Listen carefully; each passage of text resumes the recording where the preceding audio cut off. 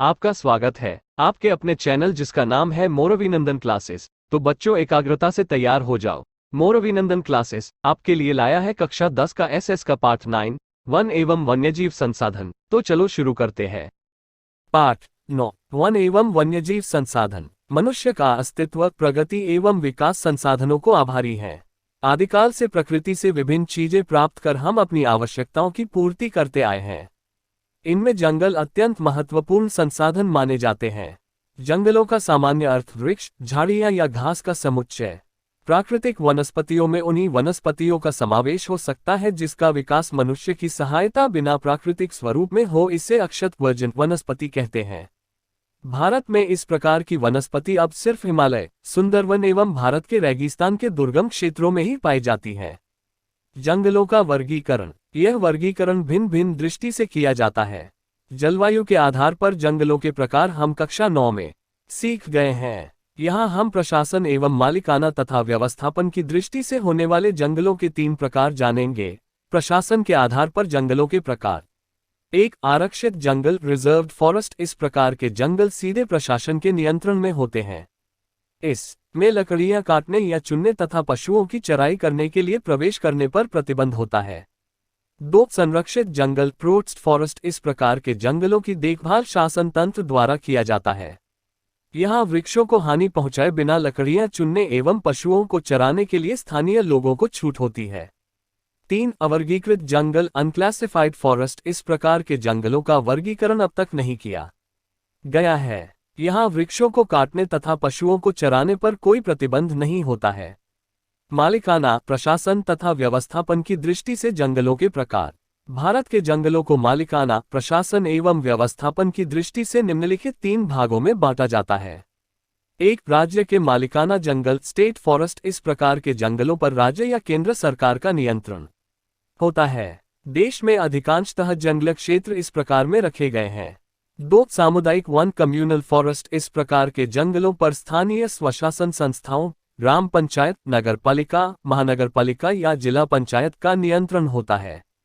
3. निजी जंगल private forest. इस प्रकार का जंगल व्यक्तिगत मालिकाना वाला होता है। ओडिशा, मेघालय, पंजाब एवं हिमाचल प्रदेश में ये विशेषता पाए जाते हैं। इस प्रकार के जंगल अधिकांशतः क्षत विक्षत अवस्था में तो कुछ जंगल उजड़ अवस्था में आ गए हैं। निर्वनीकरण जंगल विनाश। निर्वनीकरण अर्थात जंगलों का नष्ट होना। अत्यंत निम्न दर से होने वाला निर्वनीकरण हमारे देश के साथ संपूर्ण विश्व की मुख्य समस्याओं में से एक है। मनुष्य की विकास यात्रा का यह परिणाम गिना जा सकता है। प्राकृतिक रूप में भी वृक्ष नष्ट होते हैं, परंतु वे मनुष्य की दखलंदाजी से होने वाले विनाश की तुलना में नगण्य हैं। निर्वनीकरण के प्रभाव। निर्वनीकरण के प्रभाव व्यापक स्तर पर अनुभव किए जाते हैं। वातावरण में कार्बन डाइऑक्साइड की मात्रा बढ़ती है। हरित गृह प्रभाव ग्रीन हाउस इफेक्ट के प्रभाव और जटिल बनते हैं। वृक्षों का आच्छादन दूर होने से मिट्टी का कटाव होने से कृषि उत्पादन की समस्या बढ़ती है।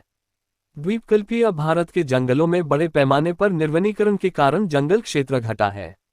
इसके साथ अनेकों सजीवों ने अपना प्राकृतिक निवास स्थान खो दिया है। इसके परिणाम स्वरूप वन्यजीव भोजन एवं पानी की खोज में मानव बस्तियों की तरफ आ जाते हैं।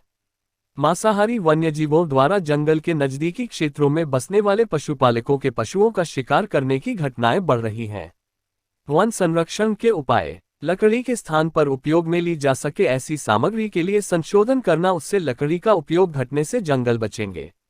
कहीं आवश्यकता अनुसार विकास के लिए निर्माण कार्य करने पर जो वृक्ष काटने पड़े उनके स्थान पर 10 प्रजाति के नए वृक्ष लगाना। अपरिपक्व वृक्षों के काटने पर संपूर्ण प्रतिबंध लगाना। जो उद्योग जंगलों से कच्चा माल प्राप्त करते हैं उनसे भविष्य की आवश्यकता के संदर्भ में वनीकरण करवाना। इको टूरिज्म के विकास के नाम पर जंगलों की स्थिति भयावह न बने, इसके लिए चुस्त नियमन करना। स्थानीय लोगों में इससे संबंधी व्यापक जनजागृति कार्यक्रम आयोजित करना।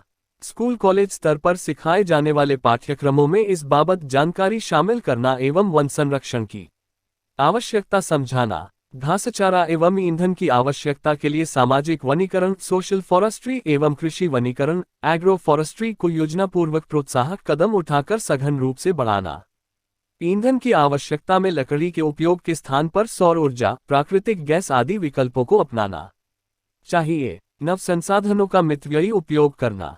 कीटकों से क्षतिग्रस्त वृक्षों को दूर करने से अन्य स्वस्थ वृक्षों के विकास की प्रक्रिया तीव्र बनती है। दावाग्नि से जंगलों को भारी नुकसान होता है। इसके शमन के लिए राष्ट्रीय स्तर पर अलग व्यवस्था तंत्र दल तैयार करना। जंगल क्षेत्रों में आए हुए धार्मिक आस्था केंद्रों पर लगने वाले मेले भंडारे या परिक्रमा के समय परिवहन की सुविधा बढ़ने एवं प्रवास सुगम होने से हजारों यात्री पहुंचते हैं। उस समय होने वाले कचरे का योग्य निकाल न होने से जंगल दूषित होता है। पशुओं को चराने के लिए अलग विस्तार रखने चाहिए। वैविध्यपूर्ण वन्य जीव। भारत में जलवायु एवं भूपृष्ठ के संदर्भ में काफी विविधता पाई जाती है। इस भौगोलिक वैविध्य के कारण जीव जंतु, पशु पक्षी एवं वनस्पतियों में विविधता पाई जाती है। विश्व में पशु पक्षियों की लगभग 15 लाख प्रजातियां हैं। इनमें से 81,251 जितनी प्रजातियां भारत में देखी जा सकती हैं। जैव वैविध्य की दृष्टि से भारत का विश्व में 12वां स्थान है। भारत में एशिया, यूरोप एवं अफ्रीका के तीनों प्रकार के वन्यजीव पाए जाते हैं।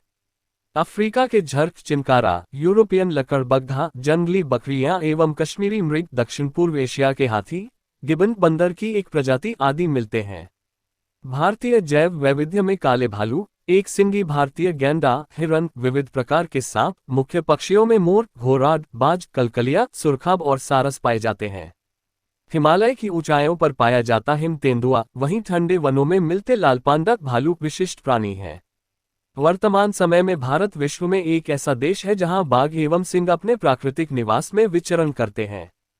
ठंडी की ऋतु में राजस्थान में केवलादेव के राष्ट्रीय उद्यान, भरतपुर एवं गुजरात के नल सरोवर जैसे जलप्लावित क्षेत्रों में असंख्य यायावर पक्षी दूर दूर से ठंडी बिताने आते हैं।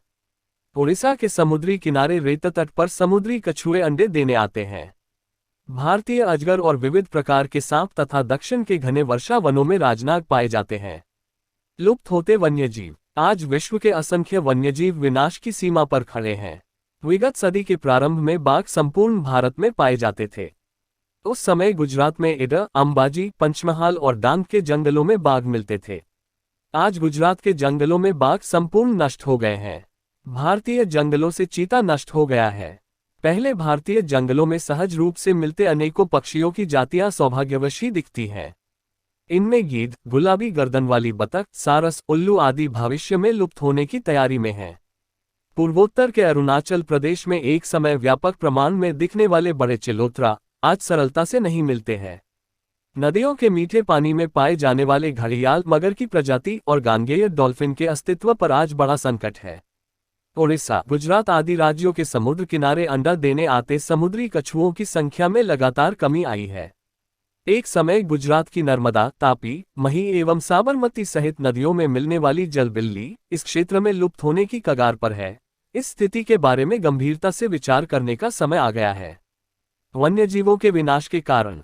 जंगलों के क्षेत्रों में घासभूमि एवं जलप्लावित क्षेत्रों में होने वाली मनुष्य की दखलंदाजी से वन्यजीवों की प्राकृतिक विरासत को जोखिम खड़ा होता है।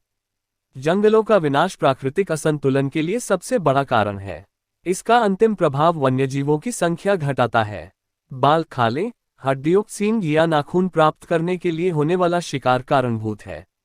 मनुष्य के लोभ लालच से होने वाला जंगलों का अति दोहन, सड़कों, बहुउद्देशीय योजनाओं का निर्माण, खनिज खनन, नई बस्तियों या शहरों का विस्तरण वन्यजीवों को निर्वासित करता है। घास चारा, ईंधन या पशु चराई के लिए जंगलों पर दबाव बढ़ रहा है। जंगलों की आग अनेक प्रजातियों को खा जाती है।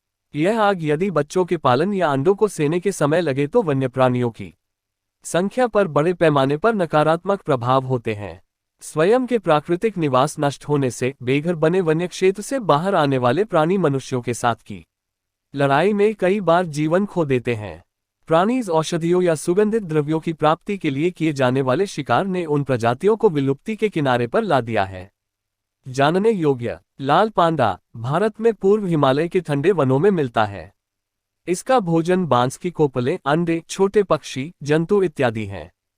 यह दिन में कम सक्रिय रहता है। भारत के अलावा चीन, नेपाल, भूटान, म्यांमार में इसकी संख्या है।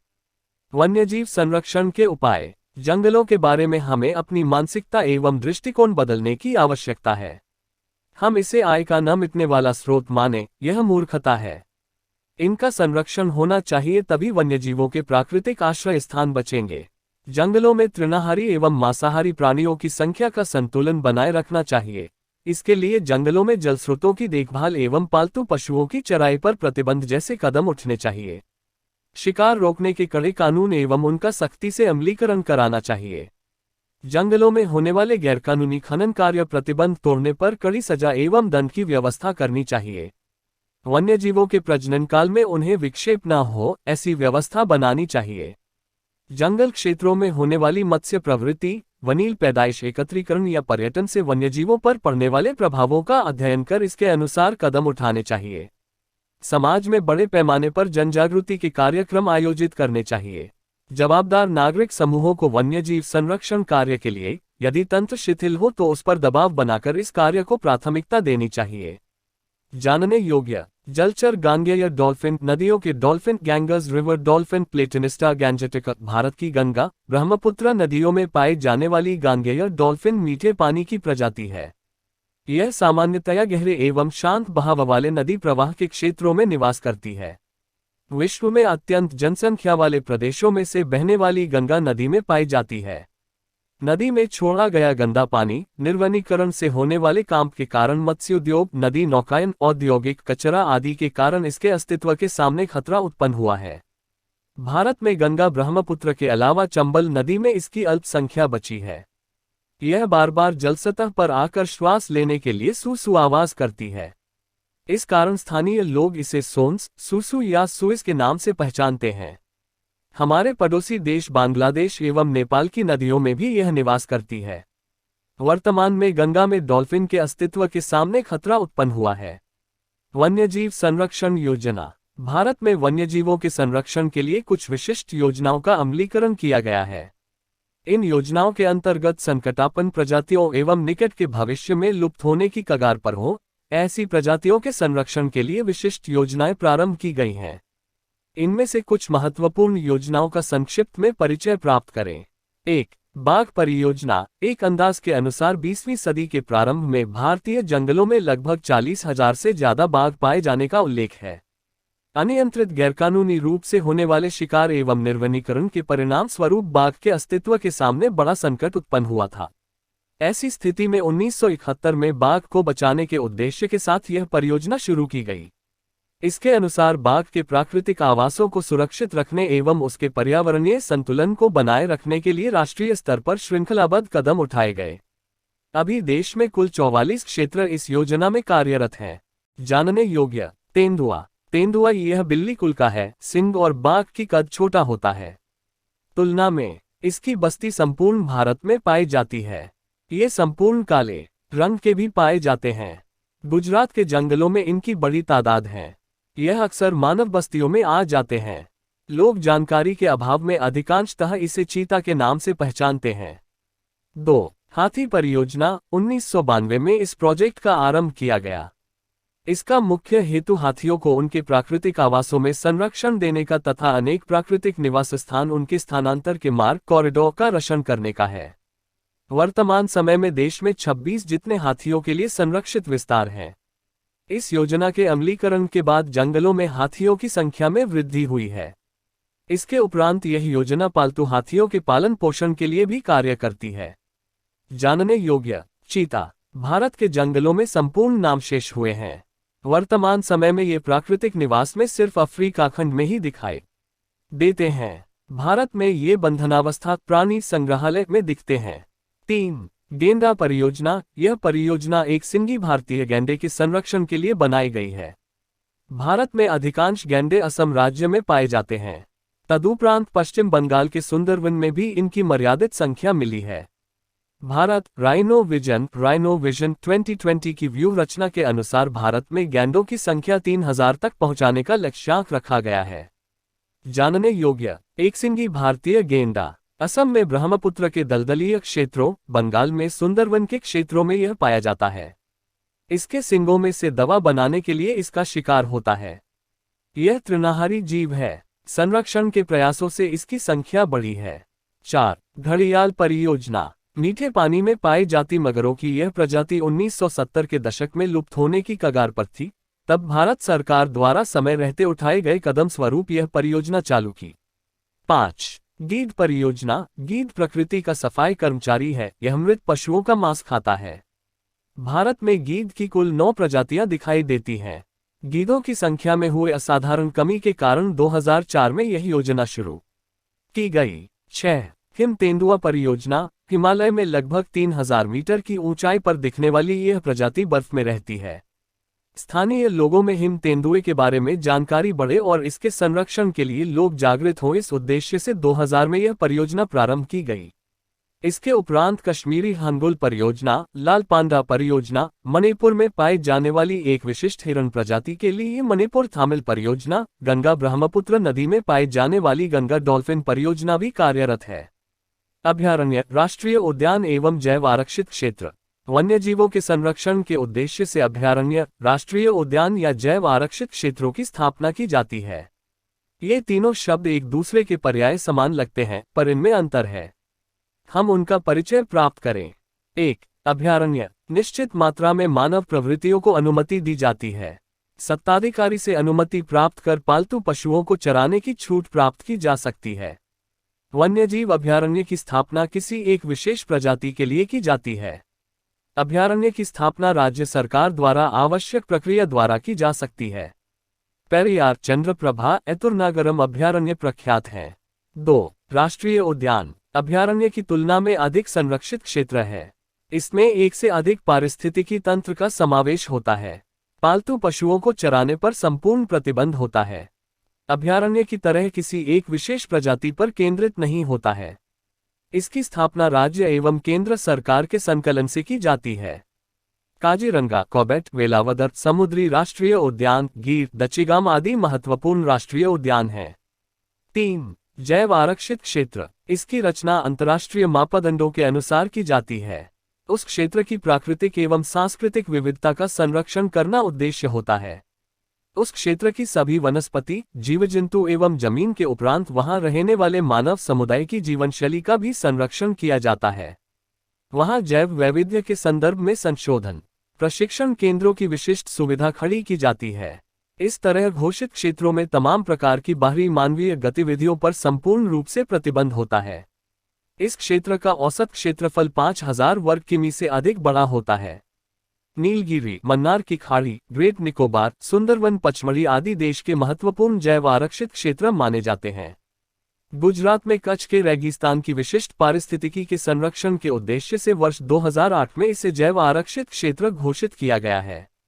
जानने योग्य। भारत में 18 जैव आरक्षित क्षेत्र, 103 राष्ट्रीय उद्यान एवं 531 अभयारण्य स्थित है। वहीं गुजरात में 1 जैव आरक्षित क्षेत्र, 4 राष्ट्रीय उद्यान एवं 23 अभयारण्य स्थित है। विकास की प्रक्रिया अनिवार्य है, परंतु साथ साथ हम समग्र जीव सृष्टि पर होने वाले दुष्प्रभावों के प्रभाव का भी आयोजन के दरमियान ख्याल रखें, यह जरूरी है। कोई एक प्रजाति जब संपूर्ण नष्ट हो जाती है या संकटग्रस्त होती है, तब भोजन श्रृंखला में होने वाली रुकावट के परिणाम अधिकांशतः दूरवर्ती होते हैं। समग्र भोजन श्रृंखला में प्रत्येक जीव जंतुओं की एक निश्चित भूमिका है। यदि कोई जीव नष्ट हो तो समग्र ढांचे पर भारी विक्षेप पड़ता है। भोजन श्रृंखला में से एक भी सजीव दूर होने पर लंबे समय में इसके परिणाम स्वरूप समग्र नैसर्गिक तंत्र टूट जाता है। मनुष्य तक ये प्रभाव देर से पहुंचते हैं, इससे आज हम अधिक सजग नहीं हैं। जिन पर्यावरणीय संकटों का हम सामना कर रहे हैं, वे दशकों पूर्व दिखाए गए लापरवाही का परिणाम है। आने वाले कल को अधिक उज्जवल बनाने के लिए आयोजन पूर्वक विकास करें तो कोई समस्या नहीं आएगी। पर्यावरण के साथ का मैत्रीपूर्ण व्यवहार आज की नितांत आवश्यकता है।